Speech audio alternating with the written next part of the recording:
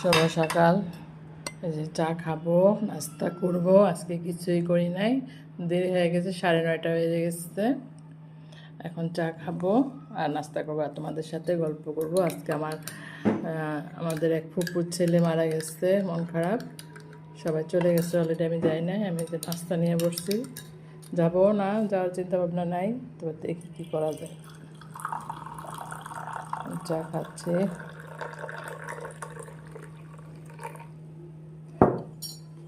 চা নিয়ে বসলাম, এই যে মাত্র খাবো এখন।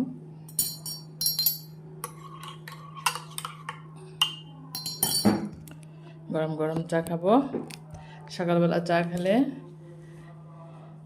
মাথা ব্যথা চলে যায়, ঘুমের থেকে উঠলে একটা ফ্রেশ ফ্রেশ ভাব লাগে, তবে কাজের ভিতরে কাজ করতে ভালো লাগে। এর জন্য সকালবেলা ঘুম থেকে উঠে চা না খেলে ভালো লাগে না, কাজও করতে পারি না। তো ভালো আছি সবাই। কিন্তু ওই যে যারা, একটা কথা বলি, যারা এতিমের হক মাইরা খাওয়ার জন্য প্রস্তুতি নিতেছো, আর মানুষ কত লোভী, নিজের এত সম্পদ থাকতে মানুষের সম্পদ নিয়ে টানাটানি করে। মানে আশ্চর্যজনক। এতিমের মানে সম্পদ নিয়ে খাওয়ার জন্য প্রস্তুতি, কি লোভ!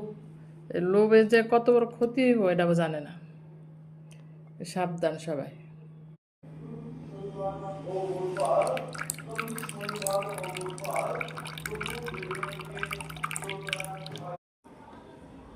আসসালামু আলাইকুম।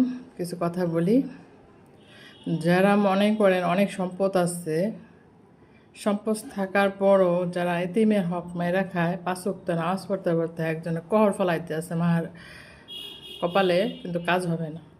এতিমের হক আগে দাবি পূরণ করো, পুরাপুরি হক কামাও, পুরাপুরি বুঝে দাও, তাহলে তোমার নামাজ আল্লাহ কবুল করবে। তুমি এতিমের হক নষ্ট কইরা 5 ওয়াক্ত নামাজ পড়বা, তাহলে এটা কি তোমার এই নামাজকে আল্লাহ কি দেখতেছে না?